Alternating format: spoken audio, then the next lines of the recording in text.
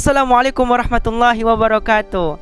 Apa kabar semuanya? Semoga teman-teman semua yang melihat video ini dari Sabang sampai Merauke dalam keadaan sehat walafiat dan dalam lindungan Allah Subhanahu wa taala. Kembali lagi dengan saya Arya Fikri Nugroho. Saya merupakan salah satu mahasiswa Fakultas Tarbiyah dan Keguruan jurusan Pendidikan Agama Islam Konsentrasi Al-Quran dan Hadis di UIN Suskaryau. Kali ini, di video ini, saya akan membuat video untuk memenuhi tugas yang telah diberikan oleh Ibunda Herlini Puspikasari dalam mata kuliah Islam Tamadun Melayu. Yang kali ini, video ini akan membahas tentang butir-butir soal ujian mid semester tentang Islam Tamadun Melayu. Baik teman-teman, langsung saja kita masuk ke videonya.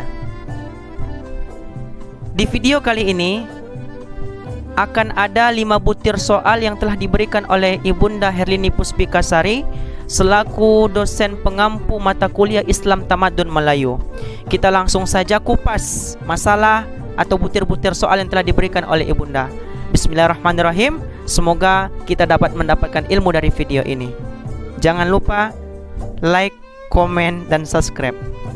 Teman-teman semua, Ibunda dan teman-teman yang melihat video ini, soal yang pertama yang diberikan oleh Ibunda, yang pertama itu adalah jelaskan tanggapan Anda kenapa penting mempelajari Islam Tamadun Melayu. Jawabannya adalah kita ketahui bersama bahwa sesuatu yang kita pelajari pasti mengandung manfaat atau tujuan. Kalau kita berbicara tentang Islam Tamadun Melayu, berarti kita berbicara tentang ranah Melayu, kehidupan Melayu. Apa pentingnya kita mempelajari Islam Tamadun Melayu ini? Dengan adanya ilmu ini, dengan adanya materi ini, menjadikan kita tahu bagaimana sih Melayu itu, bagaimana sih Islam Tamadun Melayu itu, bagaimana sih peradaban Melayu itu. Dengan adanya itu juga kita dapat mendapatkan ilmu asal mula Melayu itu bagaimana Islam masuk ke daerah Melayu, peninggalan-peninggalannya, kemudian adat istiadatnya, sejarah-sejarahnya, dan lain sebagainya, makanannya, dan lain sebagainya. Kalau misalkan kita tidak mempelajari Islam Tamadun Melayu, kita tak akan tahu apa yang ada di Melayu itu sendiri. Sementara kita tinggal di daerah Melayu. Kalau misalkan kita tidak mempelajari, maka kita akan merugi.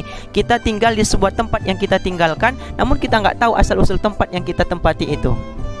Kemudian, pentingnya mempelajari Islam Tamadun Melayu itu sebagai nasihat. Karena di dalam materi-materi yang akan diajarkan di Islam Tamadun Melayu itu akan ada beberapa nasihat, akan ada adat istiadat yang berpengaruh dengan Islam, sehingga kita dapat mengambil nilai-nilai baiknya dan kemudian kita terapkan di kehidupan sehari-hari kita. Tidak semua adat-adat Melayu itu salah. Bahkan Islam masuk ke daerah Melayu itu dengan ramah tamah. Kita ketahui bersama bahwa Melayu itu ciri khas mereka adalah ramah tamah. Mereka lembut, mereka pemalu. Makanya Islam ketika masuk, ajaran adat-adat istiadat yang ada di daerah Melayu itu telah dipengaruhi oleh Islam. Makanya sejalan. Kalau misalkan kita belajar tentang Islam Tamadun Melayu, kita akan mengupas tuntas tentang Islam, bagaimana Islam di daerah peradaban Melayu. Kalau misalkan kita tidak mempelajari, kita tidak akan tahu, kita akan buta ilmu tentang Islam Tamadun Melayu. Itu sangat penting. Itulah merupakan jawaban dari butir soal pertama. Kita masuki butir soal yang kedua. Silahkan analisis budaya yang bernilai agama yang ada di Indonesia ataupun di lingkungan Anda tinggal. Kemudian bagaimana Anda menanggapinya sebagai mahasiswa UIN Suskaryau. Kalau kita berbicara tentang budaya, budaya itu sesuatu yang melekat, sesuatu yang udah ada di dalam masyarakat, tidak bisa dirubah. Itu sudah menjadi darah daging. Dan apa adat istiadat yang ada di lingkungan kita, terutama di lingkungan Anda sendiri, banyak sekali adat-adat istiadat yang mungkin bisa kita sebutkan. Yang pertama, ada yang namanya tahlilan atau kenduri. Adat istiadat ini bagaimana menurut Ananda? Itu hal-hal yang wajar, itu hal-hal yang boleh. Dengan adanya tahlilan, kita mendoakan ahlil bait, kita mendoakan almarhum-almarhum yang telah meninggal dunia. Baik, bagus. adanya zikir, adanya bacaan-bacaan ayat suci Al-Quran, adanya Yasin, adanya tahlil, zikir dan lain sebagainya, itu bagus. Jadi tidak ada masalah. Kemudian adanya kenduri. Kenduri ini juga memupuk silaturahim antara kita. Itu merupakan ada istiadat yang ada di daerah Ananda tinggal. Memupuk silaturahim, mendekatkan yang jauh, mendekatkan yang dekat dan lain sebagainya. Kita menambah teman juga, menambah karib kerabat. Itu sangat bagus. Kemudian ada istiadat yang ada di daerah Ananda itu ada ketika meninggal. Ketika meninggal, seorang jenazah telah masuk ke dalam kubur, itu ada adat istiadat berupa menyiramkan air ke dalam kuburan, di atas kuburan tadi, agar berharap air itu masuk ke dalam kuburan dan mengenai sang jenazah tadi. Lalu bagaimana Ananda menyikapinya? Itu sangat juga tidak bermasalah. Itu tidak bertolak belakang dengan ajaran Islam. Kenapa demikian? Karena pada zaman Rasulullah SAW itu pernah Rasulullah melewati suatu tempat di kuburan. Kemudian Rasulullah mendengar jeritan tangisan di dalam kubur tersebut. Rasulullah kemudian memerintahkan sahabat untuk mencari pelepah kurma. Kemudian pelepah itu ditancapkan di atas kuburan itu, dan Rasulullah berdoa untuk si mayat itu. Kemudian Rasulullah bersabda, selama tongkat ini ataupun pucuk kurma ini aku tancapkan dan dia ada di atas kuburan, maka aku telah mendoakan dosa-dosa yang ada pada mayat dalam kuburan ini telah diampuni. Itu landasan bahwasanya menyiramkan air itu kan dengan doa juga, berharap itu menjadi wasilah untuk meringankan beban atau dosa-dosa orang yang telah meninggal dunia. Jadi itu tidak ada masalah. Banyak lagi adat istiadat seperti tepung tawar. Daerah Ananda ini juga ada. Seperti hajatan, ada tepung tawar. Itu apa? Doa keselamatan. Tidak ada masalah. Selama itu dalam konteks Islam, tidak keluar dari ajaran Al-Quran dan Sunnah, maka itu dibolehkan.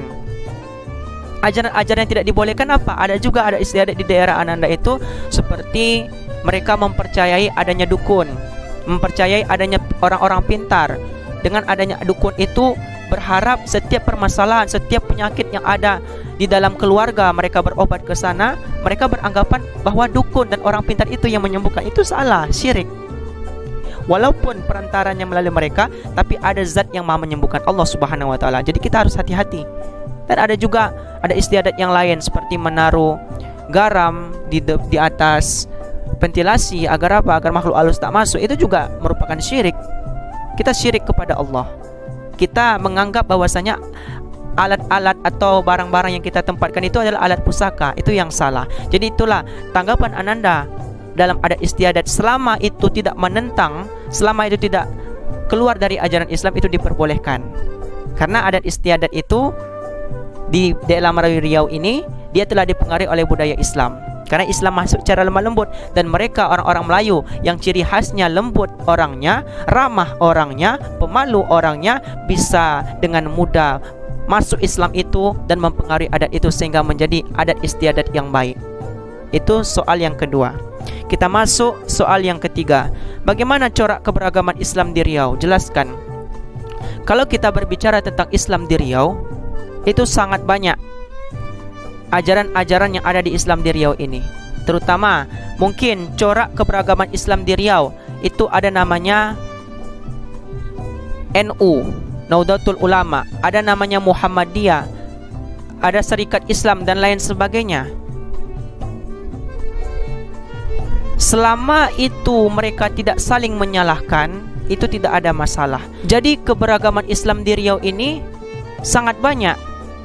Mulai dari adat istiadat yang telah disebutkan tadi, kemudian sesuatu yang terdapat di masyarakatnya, itu sangat banyak. Dan corak keberagaman Islam di Riau ini mendukung bahwa walaupun terdapat perbedaan-perbedaan dari segi Islam di Riau, mereka alhamdulillah sampai sekarang ini di Riau itu tidak memecah belah umat. Walaupun ada sebagian-sebagian aliran-aliran yang masuk ke dalam ajaran Riau ini untuk mempengaruhi Islam di Riau, alhamdulillah orang-orang Riau masih berpegang dengan adat istiadat mereka yang mereka percayai, yang mereka pahami yang mereka anggap benar, itu menjadikan mereka tidak mudah diombang-ambing. Jadi Islam di Riau itu sangat banyak keberagaman Islam di Riau, terutama dari adat istiadatnya. Kemudian kita masuk ke soal yang keempat. Apa saja fungsi adat bagi masyarakat Melayu Riau? Kalau kita berbicara tentang adat, adat itu merupakan arah atau suatu pegangan di dalam masyarakat.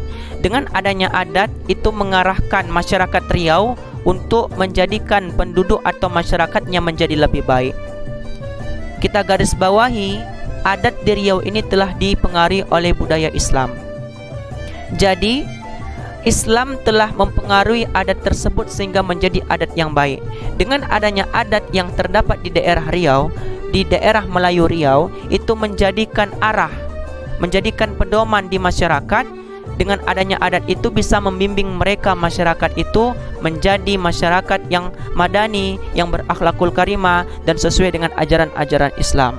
Itulah adat istiadat sebagai arah, penunjuk arah atau mengarahkan kepada kehidupan yang lebih baik. Itu fungsi adat bagi masyarakat Melayu Riau. Kemudian kita masuk kepada soal yang terakhir. Sebutkan pembagian adat dan masing-masing contohnya. Kalau kita berbicara tentang adat istiadat, banyak sekali.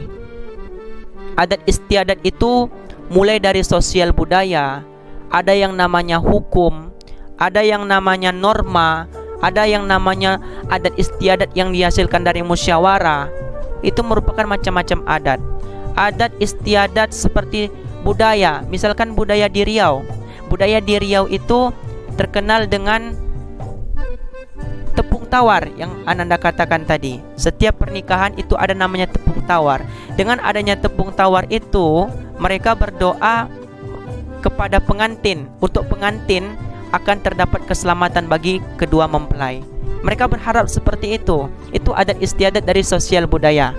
Budayanya telah melekat dari dulu, telah dibuat seperti itu. Kemudian norma. Kalau norma itu aturan-aturan yang ada di masyarakat, tidak bisa dilanggar. Kemudian hukum. Hukum yang ada di masyarakat Riau itu apa? Hukum yang sesuai dengan ajaran-ajaran agama Islam. Itulah adat istiadat, contoh-contoh adat istiadat, dan masih banyak lagi yang lain seperti gotong royong, itu di dalam sosial juga, budaya juga. Kemudian kerja bakti dan lain sebagainya. Jadi pembagian adat itu sangat banyak, terutama di Indonesia ini. Perlu digarisbawahi, selama adat itu tidak menentang atau keluar dari ajaran Islam, maka itu diperbolehkan. Dan contoh-contohnya sangat banyak, telah disebutkan di atas tadi. Jadi itulah jawaban Ananda yang berkaitan tentang 5 butir soal yang telah diberikan oleh Ibunda Puspikasari. Semoga dengan jawaban Ananda ini bisa menjadikan ilmu bagi kita semua, bisa menjadikan pedoman atau arahan terkait materi Islam Tamadun Melayu. Kalau misalkan ada sesuatu yang salah, jangan diambil. Sesuatu yang baik maka diambil. Karena Ananda masih dalam keadaan belajar, masih dalam keadaan bimbingan dari teman-teman semua, orang-orang yang melihat video ini, terutama Ibunda Puspikasari selaku dosen pengampu mata kuliah Ananda. Semoga Ibunda, teman-teman semua yang melihat video ini dalam keadaan sehat walafiat, dimudahkan segala urusannya. Jikalau ada masalah, semoga Allah cepatkan urusannya. Dan tentunya di bulan Ramadan ini jangan pernah lupa untuk memperbanyak doa, jangan lupa memperbanyak zikir, membaca Al-Quran, dan jangan lupa detik-detik 10 malam terakhir kita akan bertemu dengan yang namanya Lailatul Qadar. Kita minta semua hajat kita, semoga Allah mengabulkan. Mungkin itu saja dari Ananda. Kita bertemu lagi di video selanjutnya. Terima kasih kepada Ibunda. Semoga Ibunda selalu dalam keadaan sehat walafiat beserta keluarga dan dalam lindungan Allah Subhanahu wa taala. Sekali lagi Ananda mohon maaf apabila ada kesalahan. Hadza min fadli Rabbi. Kesempurnaan itu hanya Allah, dan kekurangan itu kepada hamba sendiri, hamba Allah Subhanahu wa taala yang masih perlu belajar. Ana fakir ilmu, ana miskin ilmu, dan masih banyak perlu nasihat-nasihat dan masukan dari teman-teman semua. Kita jumpa lagi, semoga bermanfaat. Jangan lupa like, komen dan subscribe. Assalamualaikum warahmatullahi wabarakatuh.